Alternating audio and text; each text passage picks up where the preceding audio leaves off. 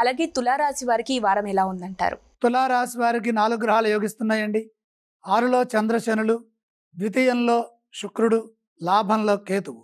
మనోబలంతో కార్యక్రమాలు మొదలు పెట్టడం ద్వారా విజయాన్ని పొందే అవకాశం అధికంగా ఉన్నది. తులారాశి వారు ఏకాగ్రతతో నిర్ణయాలు తీసుకొని తగిన కృషి చేయాలి. ఫలితాలు అనుకూలంగా ఉంటాయి. స్వల్ప ప్రయత్నంతోనే లక్ష్యాలను పూర్తి చేయటం ద్వారా మేలు జరుగుతుంది. ఆర్థిక స్థితిగతులు వృద్ధి చెందుతాయి.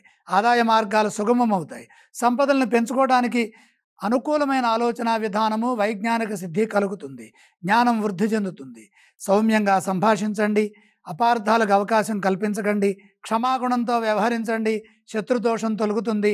మిత్రుల అండ పెరుగుతుంది. మిత్రులతో కలిసి చేసే కార్యాలు శ్రేయస్సును పెంచుతాయి. శ్రేయోదాయకమైన భవిష్యత్తు లభిస్తుంది. దైవబలం సదా ముందుకు నడిపిస్తుంది. ఆధ్యాత్మికంగా శక్తి పెరుగుతుంది. దైవపరమైన శక్తి సదా రక్షణ కల్పిస్తుంది. విజయానికి తగిన కృషి చేసే వీలు కలుగుతుంది. ఆత్మవిశ్వాసంతో పనిచేయడం ద్వారా ఉద్యోగంలో ఎదురయ్యే సమస్యల నుండి బయటపడటమే కాకుండా ఒత్తిడి కూడా తగ్గుతుంది. నిరంతర సాధన కలిసి వస్తుంది. ఈ రాశి వారు ఏ స్తోత్రం పఠిస్తే బాగుంటుందంటారు గురువుగారు? తులారాశి వారికి 4 గ్రహాలు చక్కని శుభాన్ని అందిస్తున్నాయి. లక్ష్మీ ధ్యానం మేలు చేస్తుంది. ఇక ఈ రాశి వారు ఏ ఆలయాన్ని సందర్శించాలి? మహాలక్ష్మి అష్టోత్తరం చదువుతూ లక్ష్మీ అమ్మవారిని ఇంట్లో గాని దేవాలయంలో గాని దర్శనం చేసుకోండి. శుభాలు జరుగుతాయి. ఈ వారం ఏవేవి దానం చేస్తే బాగుంటుందంటారు? దానాలతో పని లేదు.